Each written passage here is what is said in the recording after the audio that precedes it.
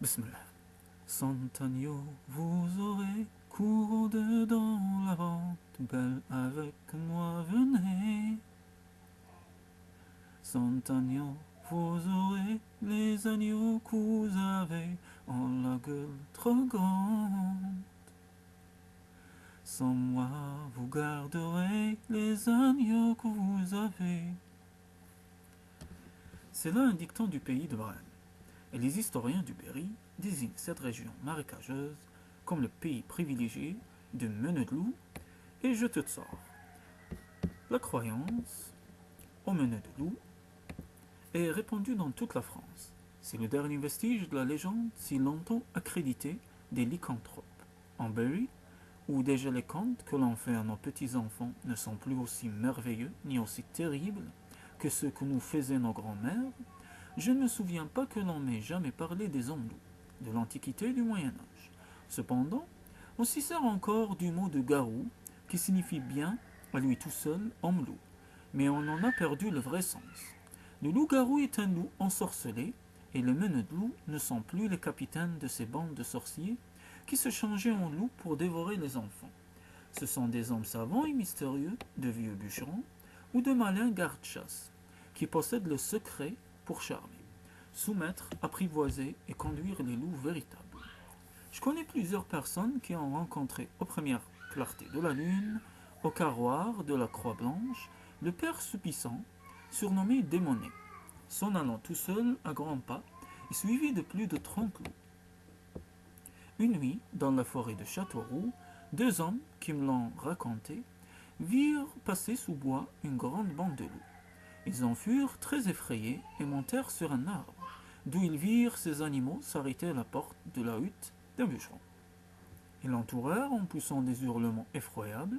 Le bûcheron sortit, leur parla dans une langue inconnue, se promena au milieu d'eux, après quoi ils se dispersèrent sans lui faire aucun mal.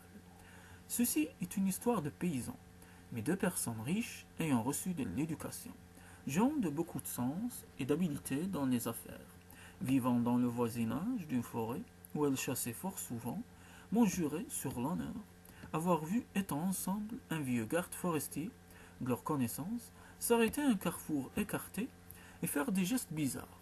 Ces deux personnes se cachèrent pour l'observer et virent 13 loups dont un énorme alla droit au charmeur et lui fit des caresses. Celui-ci siffla les autres, comme on siffle des chiens, et s'enfonça avec eux dans l'épaisseur du bois. Les deux témoins de cette scène étrange n'osèrent d'y survivre et se retirèrent aussi surpris qu'effrayés. Ceci me fut raconté si sérieusement que je déclare n'avoir pas d'opinion sur le fait.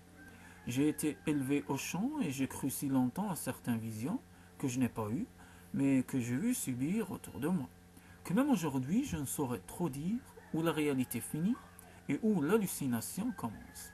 Je sais qu'il y a des dompteurs d'animaux féroces. Y a-t-il des charmeurs d'animaux sauvages en liberté? Les deux personnes qui m'ont raconté le fait ci-dessus l'ont-elles rêvé simultanément? Ou le prétendu sorcier avait-il apprivoisé 13 loups pour son plaisir? Ce que je crois fermement, c'est que les deux narrateurs avaient vu identiquement la même chose et qu'ils l'affirmaient avec sincérité. Dans le Morvan, les ménétriers sont meneux de loups. Ils ne peuvent apprendre la musique qu'en se vouant au diable, et souvent leur maître les bat et leur caresse leurs instruments sur le dos. Quand ils lui désobéissent, les loups de ce pays-là sont aussi les sujets de Satan. Ce ne sont pas de vrais loups.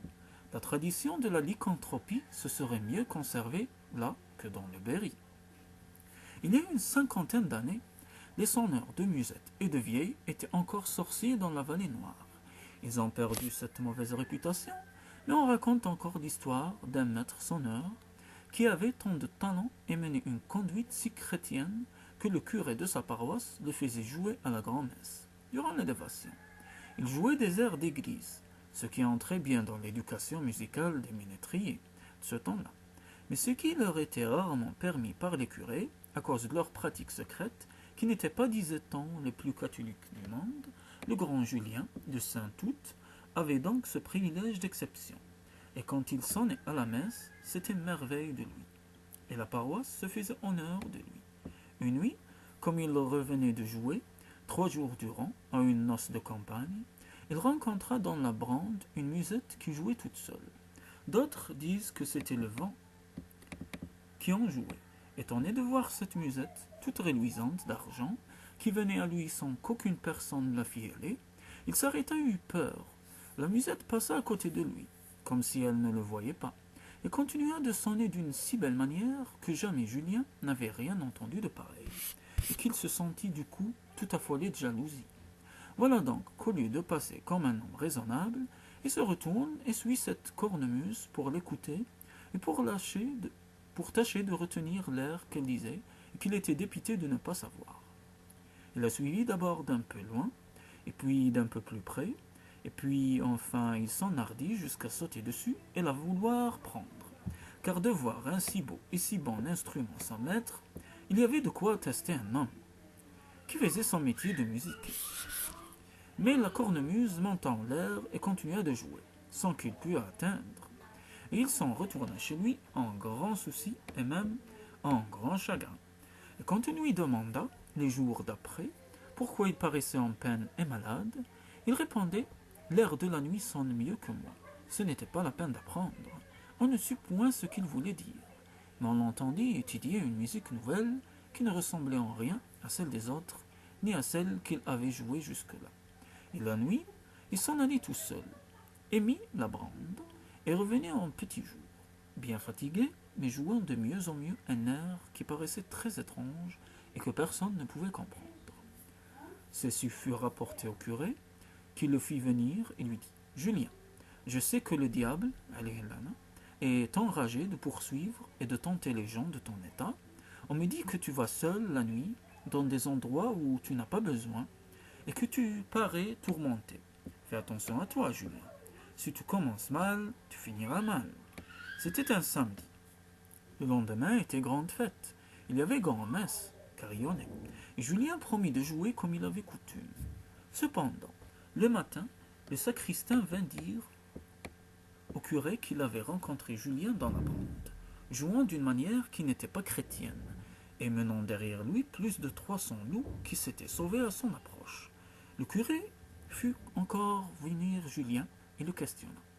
Julien leva les épaules en disant que le sacristain avait bu. Et comme de vrai, le sacristain était porté sur la boisson. Sans dire ne donna pas grande crainte à monsieur le curé, qui commença de dire et chanter la messe. Quand ce fut à l'élévation, Julien commença aussi de jouer sa chanson d'église. Mais encore qu'il eût peut-être bonne intention de la dire comme il faut, il ne put jamais tomber dans l'air. Et ce qu'il joua ne fut autre que la propre chanson du diable, que le vent lui avait apprise. La chose dérangea monsieur le curé, qui par 3 fois, avant de consacrer l'hostie, s'agita et frappa du pied pour faire taire cette mauvaise complainte. Mais enfin, songeant que Dieu, subhanahu wa ta'ala, se ferait bien respecter lui-même, il éleva l'hostie et dit les paroles de la consécration. Au même moment, la musette à Julien se creva dans ses mains, avec un bruit comme si l'âme du diable, en fût sortie, et il en reçut un si bon coup dans l'estomac qu'il tomba tout à piani, tout pâmé, sur le pavé de l'église. On l'emporta à son logis, où il fit une grosse maladie, mais il s'en retira par la grâce de Dieu. Et la parole de monsieur le curé, qui le fit renoncer à ses mauvaises pratiques, et à qui il confessa avoir joué pour les loups de la bande. Depuis lors, il joua chrétiennement et laissa les loups se promener tout seuls ou en la compagnie des autres sonneurs damnés. On dit que ceux-ci lui firent des peines pour avoir vendu le secret, et qu'ils le battirent souvent pour se revenger. Mais il supporta leur mauvais traitement par esprit de pénitence, et fit une bonne fin, enseignant la musique de cornemuse à ses enfants, et les détournant d'en chercher plus lent qu'on en doit savoir.